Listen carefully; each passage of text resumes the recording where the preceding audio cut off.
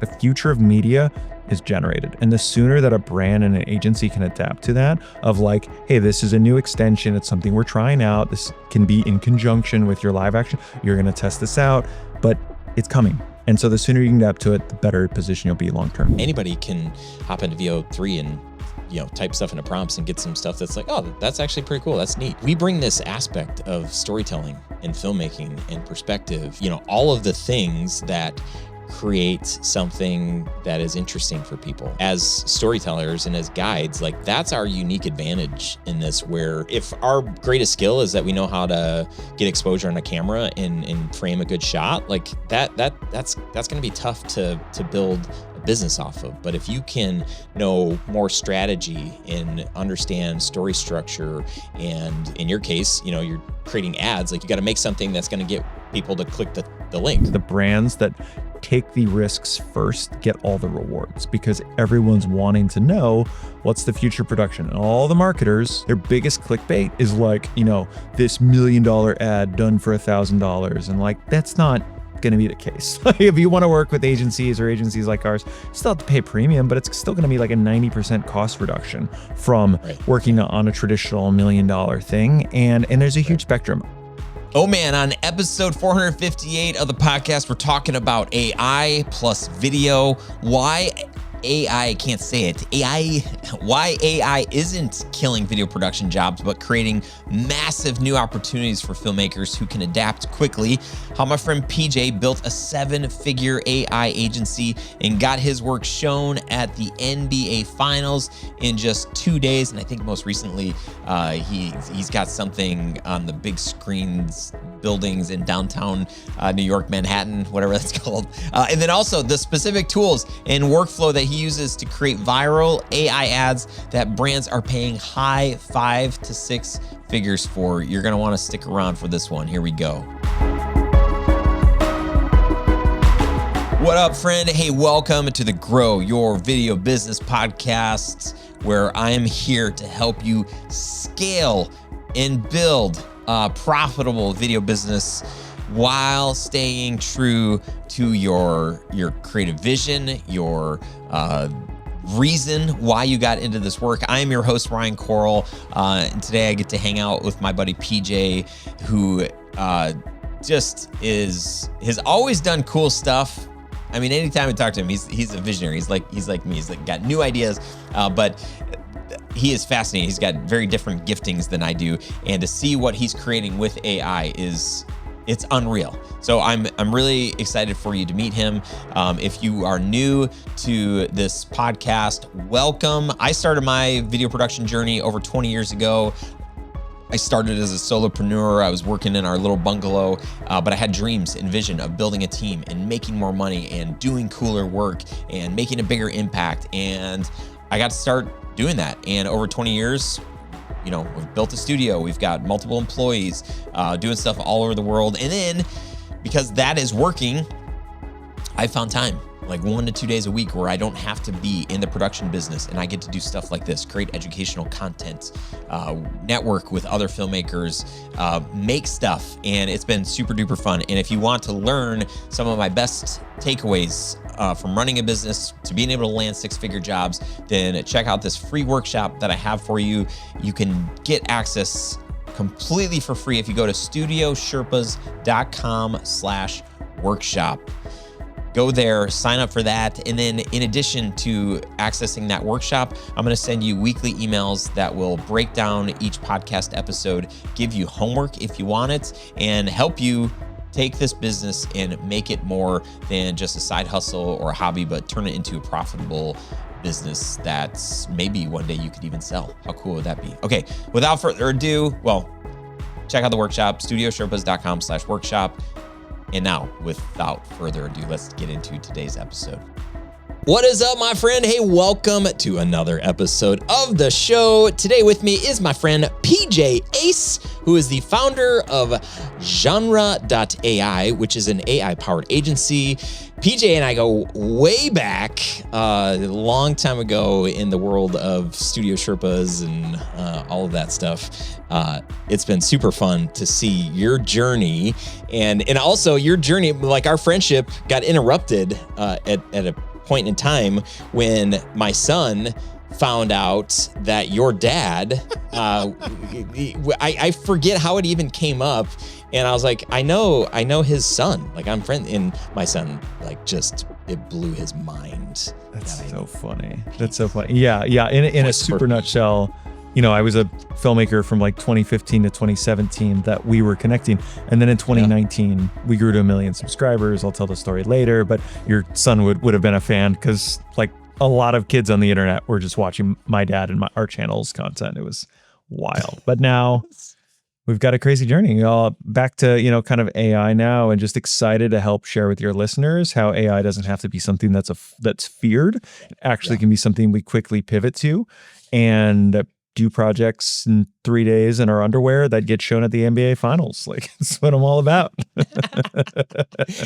So good. So yeah, I think that is really good context, because so many of the conversations, I mean, I had a person who, a person that we've contracted for video work, a local guy.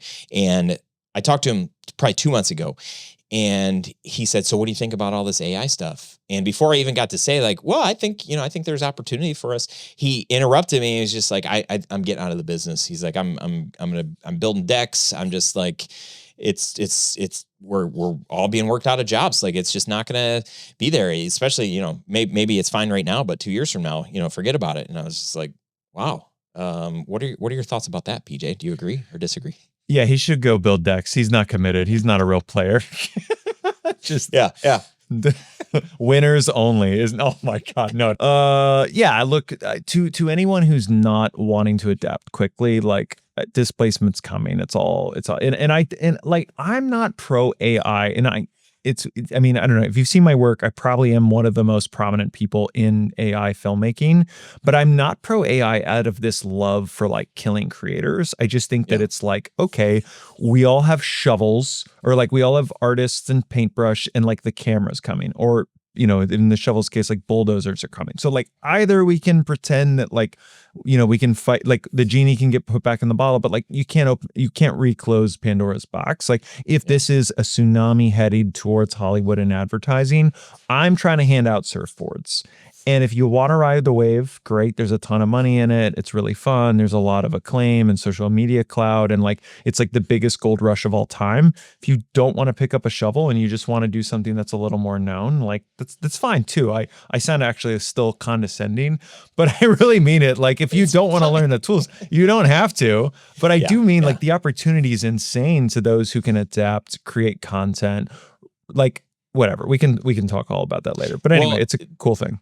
Even as you're saying that, it reminds me of when I first got started, and, a few months in, I filmed a wedding sort of accidentally, and then realized like, I want to build my brand around this. Then I got plugged into our local video association here in Michigan, and I started meeting all of these guys, like guys that had been filming weddings and events like in the early 80s, massive cameras, bright lights, really made a name for themselves. And then DSLR cameras came out. And I just remember hearing all of these guys complaining, hey, well, I'm going to be out of a job, just like all of that stuff. And then mirrorless cameras came. And by that time, I'd been in my business for probably 10 or more years. And so many people like shoot. And then smartphones that can shoot 4K video. And so since the beginning of my career, there's always been, some technology that comes out that half of the people that are running their quote unquote business freak out and think that, okay, this is the end of it. So, peace out. But then there's the people that stick around, that adapt, that figure out how to use it, how to leverage it, or just say, you know what, we shoot vintage films on 16 millimeter, 8 millimeter. So if you want it, great. If you don't, most people don't, like, that's fine. Like, this is my niche. This is what I'm doing. And there's probably a market for those things. But I love the journey that you've been on, because as I've watched more and more of the things that you're creating and the exposure and the millions and millions and millions of, I follow a couple of different YouTube channels, and both, like two of the guys that I follow, and I don't even watch like a ton of YouTube stuff, but both of them, oh yeah, this guy PJ Ace, he does this video, he did it, and they're like showing your work, and I'm like, oh my gosh, what the heck? It is wild. So I think it's very, very important to consider And you even, when we were texting back when I was in Chicago a few weeks ago, I think you sent me a screen grab of open potential projects and the dollar amounts of those potential projects. And I'm like, holy crap. Like there is a massive amount. You're barely scratching the surface, right? Yeah. Even with Yeah. your millions of, that's not to sound condescending or anything, but Yeah, no, you're no, just it's getting true. Like started in this. this space is super wide open in part because like, so like the reason why there's not a lot of good AI filmmakers right now and not a lot of good AI content is because until VO3 came out like 2 months ago, photorealistic video still wasn't quite there. Like people couldn't really talk, like the lip sync of making characters talk looked like crap. And then VO3 came out about 2 months ago and it just people like, oh my God, like we're like 85% of the way there. And I rode the wave smartly because I've been doing this like AI video for about a year now. And so I've like kind of just got the network, built a little bit of a studio, and then so that like when VO3 came out, I just every single day was kind of launching content around it, and I made it for the first time. Instead of going short films, I just made it ads. And while my short films had like 22 million views, 10 million views, I did all this like Studio Ghibli live action. I did Lord of the Rings in the Studio Ghibli style. It was really fun, but none of that led to a ton of like work because they were like, okay, I just see films and like, sure, we got booked for like the story of Jonah and do a 25-minute film earlier this year, but like margins were terrible. It was fun, but like the problem I have with long form content with AI is that Act 1 is like looks like crap. Act 2 looks okay. Act 3 looks middling okay. But then it's still outdated 3 weeks from now. Whereas ads are just kind of like each week, you crank out an ad in a week, the tech gets better, the next week tech gets better. So it's just, I think the opportunities right now are AI forward. And the reason why big agencies aren't doing this yet is because it destroys their business model. Like we can do an ad for, let's just say as low as like even 30, I'll never say numbers out loud, but we were doing ads as low as 30K and then 50K and all these kind of things. But like no big agency could do that anymore. Like they have to have 6-figure, 7-figure, like high 6-figure, 7-figure ads. And we're like, okay, we got a team of like 5 people that can crush an ad. The margins work for us. It's a huge win for the clients. So it's just kind of rethinking the entire ad industry, and it's fun. It's crazy. It's disruptive. The interesting thing that I think filmmakers, anybody can hop into VO3 and type stuff into prompts and get some stuff that's like, oh, that's actually pretty cool. That's neat.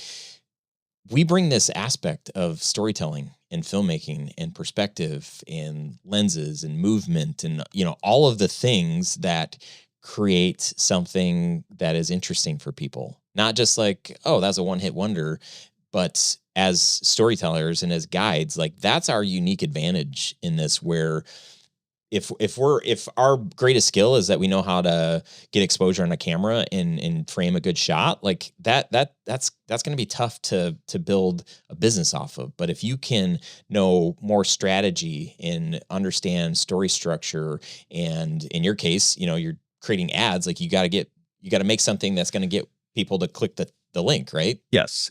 So to speak on that, I think the biggest bull case for filmmakers is like, okay, everyone in the AI industry that has attention right now, most of them are not traditionally filmmakers. They're like AI tinkerers, they're technicians, they're developers, they're like former graphic designers.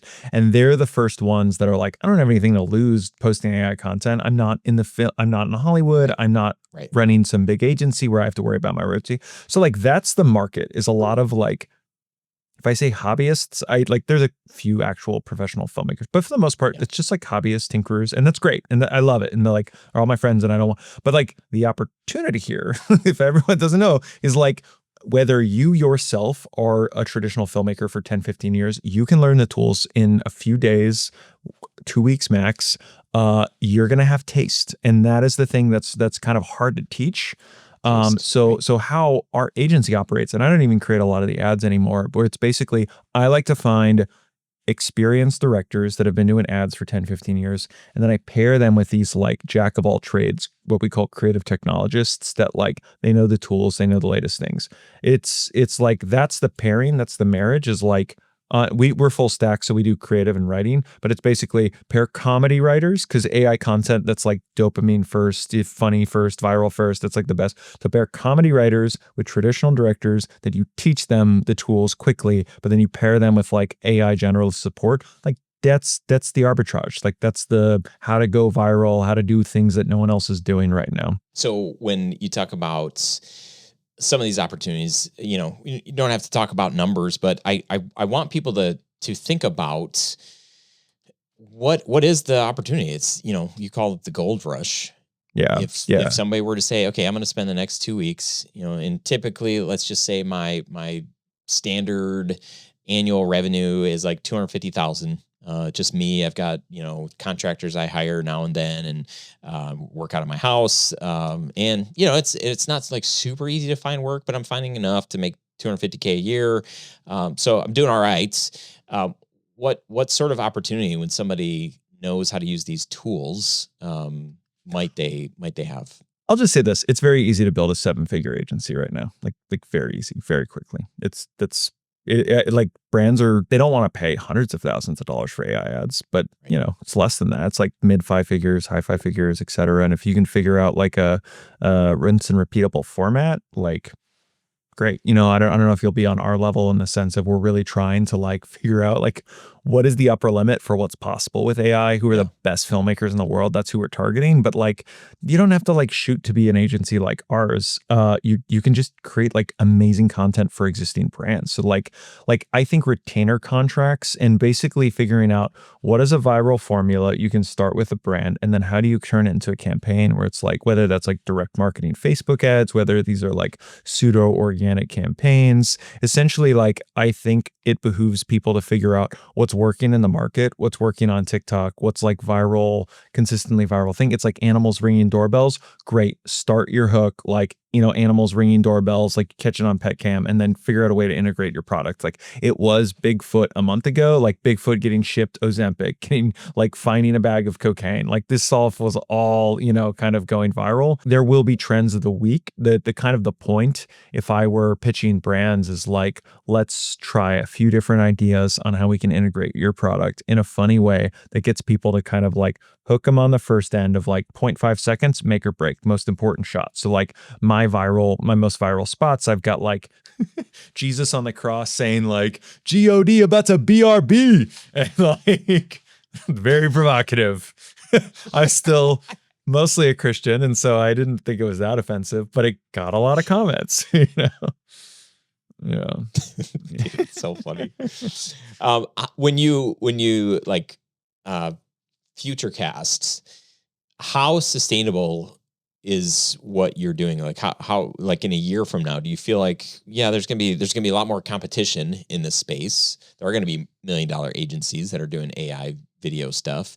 Do you think there's going to be a major shift in a year? Do you think it's just going to be more of the same? What are your thoughts about? And I know you can't tell the future, but you're in this space, so what are your thoughts? It's like on one hand, like it'll get way more like it's wide open right now, like wide open. I cannot express how many brands I have to turn down on a weekly basis because 1, will be too booked up. 2, their budgets aren't what we want. 3, we just don't think we can do something we like to find mid-sized brands that are like Series A and B in like the startup world, because it's basically like, I don't want to do anything boring. I want to do something that's like crazy, and you need to have the appetite to do something crazy because only the crazy stuff is what's going viral. And also it's what's like a good exchange for the audience. Like the audience is like, okay, if I'm going to let you show me an AI ad, I want an exchange of something here. I want to be surprised. I want to be delighted, but I don't want like dumb looking AI crap. I want kind of photorealistic looking AI crap. And so like that's the kind of sweet spot we fall in. What'll that look like a year from now? It's going to be nuts. I mean, we're already working with some celebs on like doing deep fakes. So you're going to see a lot of celebs that like hate shoots. Like, I mean, I've never met a celeb that's like, oh, I love doing these photo shoots. They all hate it. What do you mean? What is that?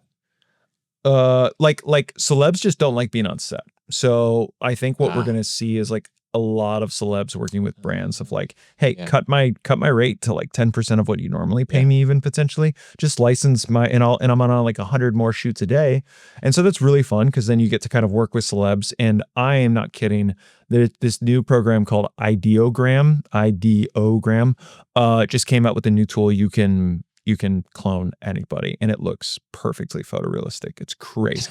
Now, sure, there's like scary things like I'm not in the political arena. We don't do any sort of deep fakes with celebs on kind of like a political commentary, but it's like, yeah, if brands come to us and say, hey, we've got a big sports star, can you work with them? They don't want to do the shoot. Yeah, like it's easy now. Making them talk is probably the thing we're lacking in the deep fake thing. We can clone their voice, but there's sort of what we find is that like a lot of times what brands will want is just like show the celebrity drinking our product if it's like a juice or something like that. And like that's all really easy. So that's fun. What do things look like a year from now? It's going to be crazy visual effects. You're going to be able to kind of like do crazy references to movies, like Matrix stuff. Like it's just going to be like all what goes viral, what's like dopamine to the face, what's sophisticated, attention grabbing. But like, in some ways, like TV commercials are dying on the whole, and like boring commercials are dying on a whole in the sense of like boring commercials work when you're glued to your TV and you just don't, it's too much effort to even hit mute and you just kind of watch it like a freaking vegetable. Yeah. But that's not working in today's day and age. So what we tell brands is like, you have to be a little crazy. You have to be a little quirky. One, for the audience to accept that it's AI, lean into it, be self-aware. Two, it's got to hold their attention. And then that's what converts. Yeah. Tell me about, or tell us about, I've seen it multiple times, the NBA finals. I really did make it in 2 days in my underwear. Like we concepted it out for like a week or two. Like it was a while to get there. But yeah, like the actual production's pretty quick on these projects, or it can be. I mean, I'm working on this like 2-month long ad right now that'll be shown at like a big NFL game or whatever like that. So there is a lot of really cool, exciting ways. One of the things I tell companies too is like, even though doing AI is risky, it's also the reward's huge in that you're going to get a lot of press. Like we did this, Popeyes campaign, which got like picked up by a bunch of like 40 million follower accounts. Popeyes did this diss track against McDonald's. But before that, essentially like my timeline with AI was when VO3 came out, I was like the first one to make like a viral video. There was this Pupperman fake pharmaceutical where if you have depression, we'll send you a pill, you eat the pill, and then it's a hormone that attracts puppies. And like puppies just chase you wherever you are. And it was pretty cute. It was really cute. Cute. And that went viral. And then I did the Jesus on the cross kind of Bible influencer style. And that one got Kalshi to reach out to me and they were like, hey, we want to do an NBA finals video. Let's cook up something crazy. They pitched me like Grand Theft Auto. And I was like, I grew up in Florida. Grand Theft Auto is copyright. Florida Man is not copyright. Like, I know every person in this. I've met them all before. And it was like a woman selling manatee in like a cooler in the back of her truck. And, grandma and grandpa with like, grandpa's got a crop top shirt, pink shirt, and like, glow in the dark hat. A lot of craziness. So that ad came together pretty quickly where I was just basically like, okay, let me just have people cheering for their sports teams in unhinged environments. And that kind of, I haven't actually seen too many ads replicating it. I think it'll be like a archetype in the same way that like Dollar Shave Club is its own kind of like archetype. Old Spice is its own archetype. I think it'll get embedded, but we don't like to like rinse and repeat ourselves too much because we'll work with different brands and they're like, well, we don't want you to do the Kalshi thing, we want you to do something new. So then the second, so the success of that one was like totally unexpected. Like, I mean, they raised like a $200 million round the next week, and I was like, interesting. Oh my gosh. did we help with that? Because it got like 10 mil organic. Do we get? Yeah, right. It got like 10 mil organic, 40 million earned media, and they paid to launch it to a bunch of millions more. So it was like a huge success considering, it was like a super short timeline. I mean, we were well compensated, but the ROI for them was like unimaginable. And again, the reason why it went viral is like, sure, the video was good and it was funny, but it was most importantly, it was being put against $1 million ads at the NBA finals, and people didn't know it was AI. Or it was like just enough to where they're like, I need to look this up. I need to Google this. Everyone's talking about this. So like, that's what I tell brands now is that like, do it now. It's going to be messy. You're going to get hate. You're going to get people, but you're also going to get attention. And we're in an age where like attention's the new currency, no publicity is bad publicity, but like just YOLO this, Gen Z, millennials, like as long as you're being funny, like it's going to, I think, work out in the end for you. Yeah. So, I mean, from a real practical standpoint, somebody that's like, okay, like maybe it is time to start dabbling in maybe I've got a current client that I could pitch an idea to, or just make a video and see if they're into it. Is that the wrong way to do it? Like, I know in the past, a long time ago, we were like, man, I would love to just like go shoot this thing. And then if the client loves it, then like, could we license it? Could we sell it to them like after it's already made? Have you had any success like that? Or is it mostly just like we're pitching something, they're agreeing to it, and then we make it? We had a funny thing. Somebody reached out to like purchase stock footage from us, but it was like AI footage. It's like, what? Sure. Interesting. Like, thanks for whatever.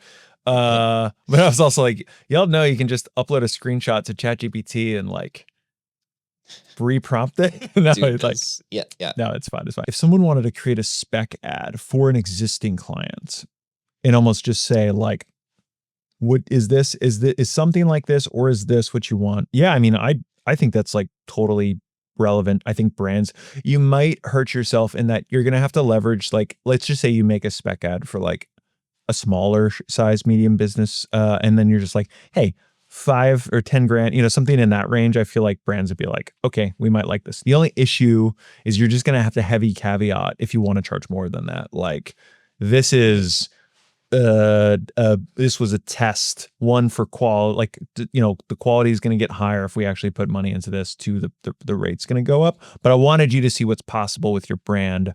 Do you want to release this as a test with us and we see how it performs? I do tell brands though that you cannot rely on organic viral thing. You can never expect something to go viral unless you're Mr. Beast.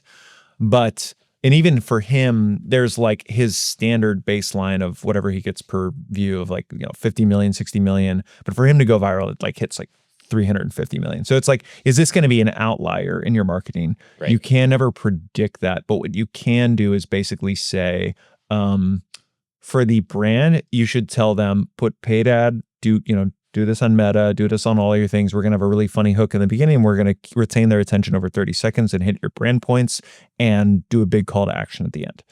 And then you should run paid ads. So that's why I do always tell people to charge, because if these brands are spending 50, 75, 100 grand on like the back end of it, like for the difference between them paying you at the early stages for early agencies, 10 grand versus 20 grand versus 30 grand. If they're putting a lot of paid spend behind this, it's like they might as well just pay you an extra 10 grand to 20 grand to make this better, because it's going to give them an ROI. They have to spend less, get their click traffic, because the quality is going to be higher. So always feel justified. But your first projects you do in any new endeavor, like do them at a discount, do them for on spec, do them whatever, just to test out, learn the ropes. I have a great resource for everyone. So if you just Google PGA Ace VO3, or I did a podcast with Greg Eisenberg where I just break down my whole I do a screen share, I roll through it. That's like the best way to kind of understand how I'm prompting.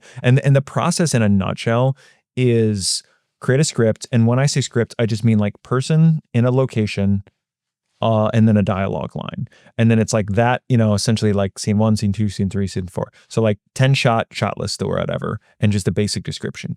You take that in a ChatGPT, and then you basically say, hey, ChatGPT, take this prompt. And then you can, in that video, I give away my prompt. My prompts are all over every post on Twitter for me. I include a prompt. It's also on my newsletter.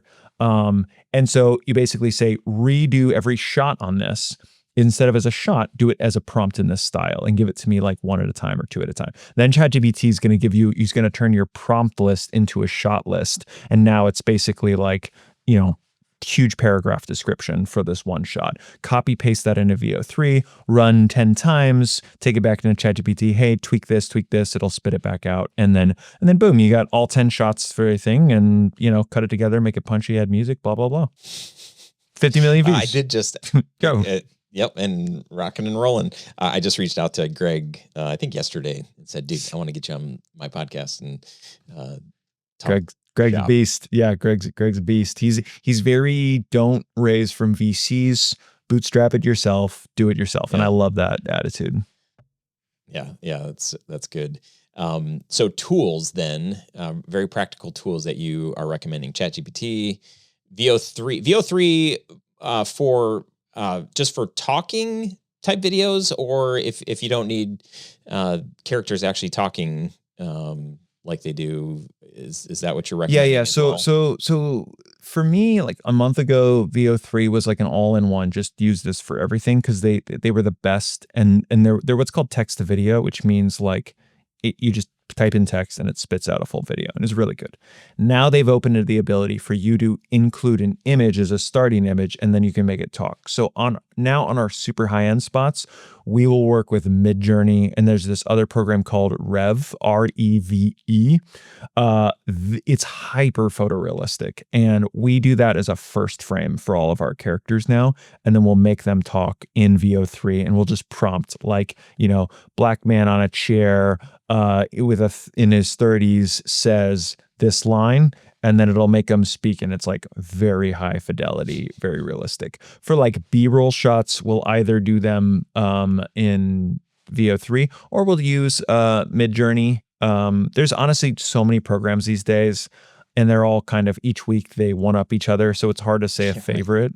But yeah, like VO3 is great. You can do most things in there. Like we do a lot of storyboarding. That is probably what sets us apart from others. I do a breakdown of how we do that. We use a program called Figma, where we'll basically lay out the script, like the voiceover line and the shots that we need generated. And then to the right of that, we'll have all of our, what I call like our digital DPs, which are basically like image generator prompt specialists.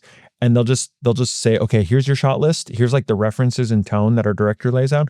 I'm going to just generate a bunch for every shot on the shot list. And then our director selects like, okay, that's the one for this shot. I'm going to drag it over into like finals. And then the final pass is like animating them. And then you throw in the edit. Like pretty simple. It actually is like the same pipeline you use in the animated show. So like, even though all our stuff is live action, our processes are like what we do for like animated shows. Yeah, that's cool. Yeah, I remember I remember when you first started doing AI video stuff. What was it was an animated something. I don't remember, but whatever, when you first started publishing this stuff, I'm like, oh man, I love that PJ's got the guts to do this, because he's gonna just start getting hammered by creatives and people in the I got hundreds of death threats. Go generate a bridge and jump off of it. It's like, I need to post it. It's like my favorite quote of all time, and I need it on a shirt. Wow. So to random hater number 69, Jeez, genius. I love it. It's so much more clever than just kill yourself. Like no, have some sophistication to your burns. Like, please generate a bridge and jump off of it. Wow. Yeah, I mean, it is I understand that the controversy, I understand the challenge that is, I think that is AI, but I don't think it's an obstacle. I think it is something to understand, to learn. Can it be leveraged? It's here. People are going to be using it regardless. Can we use it to help our clients? Can we use it to help our businesses? I think we've just got to learn it. I do think, I mean, I've seen some of your predictions on like the film industry and all of that stuff, and everybody's got a different thought on it. There is something to say for the art and the craft, and you look at any creative approach to whatever, and people still do like screen, or what is it called? Oh yeah. It's like vinyl records, like, and a screen press t-shirts, like there's custom craft, handmade things always will be relevant at some level. And look, like wedding photographers aren't going to get put out of business anytime soon. Like engagement photos, sure, honestly, probably, who cares, maybe. But like actual events, that's going to stay around for a while, just because You know what I mean? Like people like physical locations, like concerts are bigger than ever. So like true event footage coverage, you're probably Well, fine. I think you're onto something there, because I think it's definitely the reality slash documentary style. Yes. Like we are enamored with Yes. each other and our Yes. stories and where we come from. So it's like there is always going to be space for it. Is it going to look different? It's probably going to look different. Are some of the tools going to be different? Yep, they're going to be different. They continue to, editing has gotten easier because of these different softwares, and they do these different things. So I would just say don't lose heart. I think there's opportunity, Yes. and just be open. Yeah. Like basically, if you're not a writer or director, you need to upskill. You could be, because, Yeah. but the thing good. is, like, I think for your audience, we've all had to be one man armies or one woman armies. Right. That's Right. how we're solopreneurs. We have to know how to direct, how to produce, how to shoot, how to light, how to blah, blah, blah. And so I actually don't think it'll be anything new. I think also filmmakers, if you're under like 60 by nature, you're learning new software, you're learning new camera systems, you're learning, Yeah. like, you're a curious person. These tools are easy and they get easier by the day. Like when you prompt, when you go to Google and you just say like a cinematic shot of like a woman on a subway and the train passed her by, that's all you need to do. Because what Gemini does is, because you use the word cinematic, it's going to extrapolate that into like 35 millimeter film, like in the style of Roger Deakins, like all.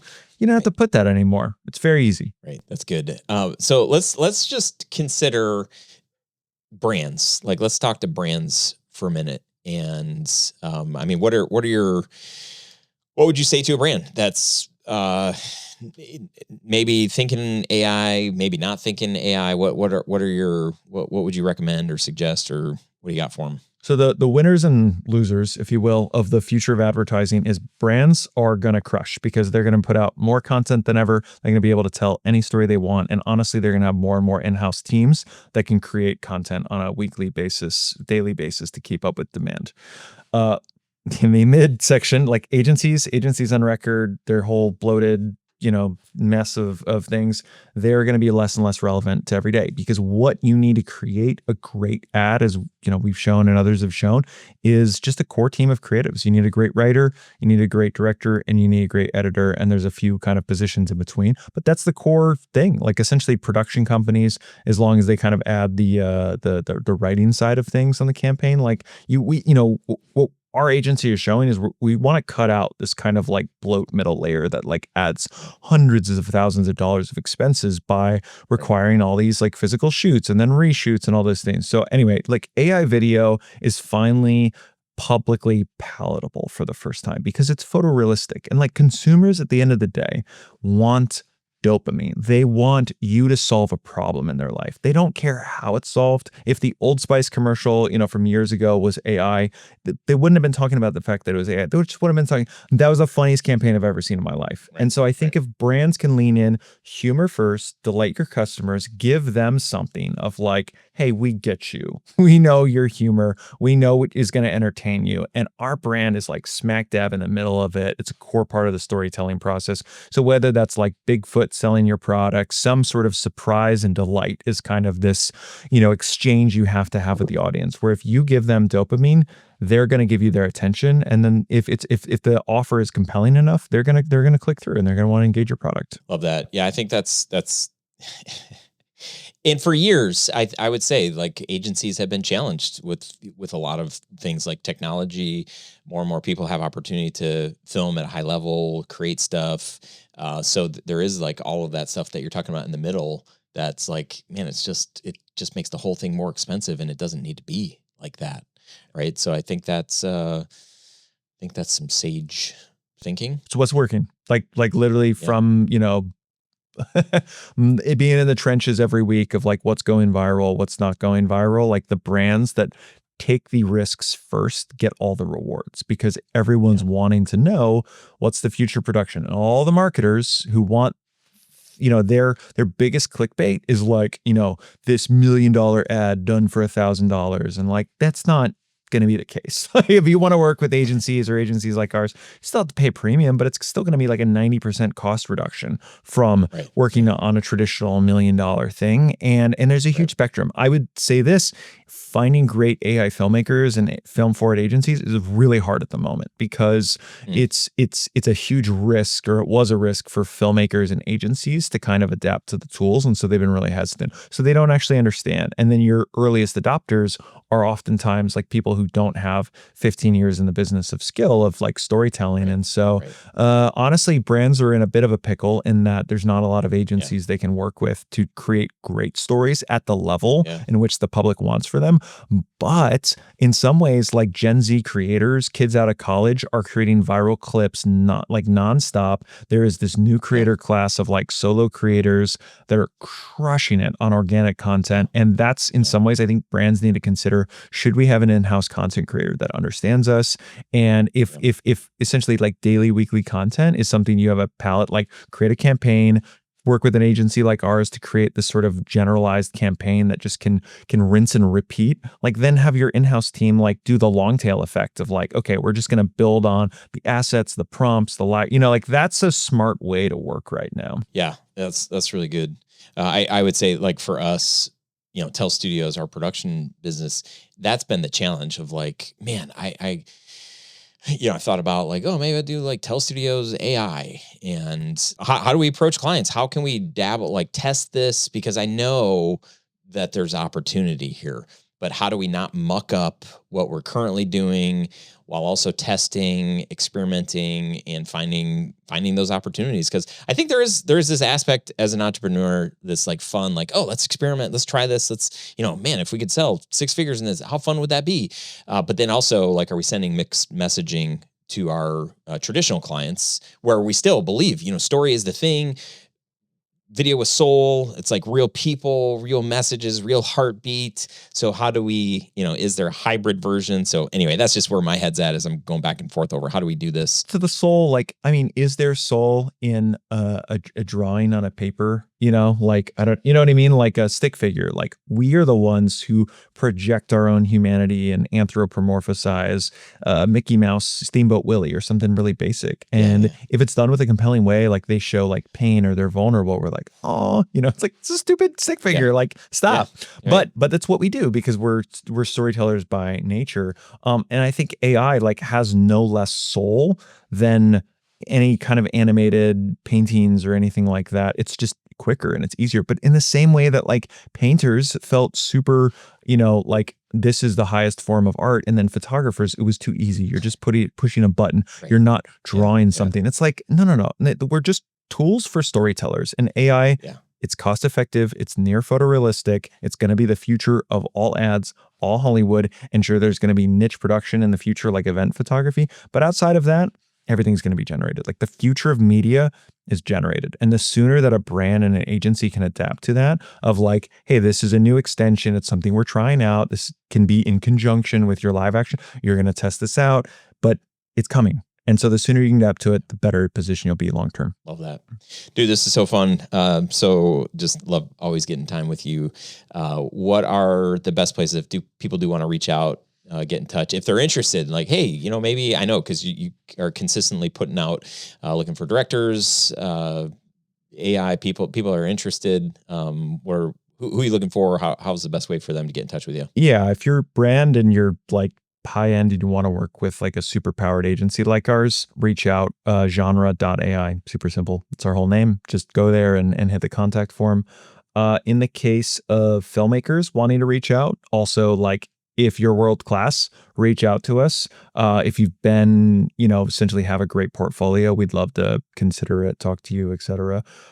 If you're wanting to learn, subscribe to my newsletter. This is where I share kind of every major campaign launch. I post about it on X or LinkedIn, and then I do an extended deep dive of how we do it in my newsletters each week. So that's, and I'm on all the social medias. Follow me there as well. Just PJ Ace pretty much on everything. Awesome, dude. Appreciate you.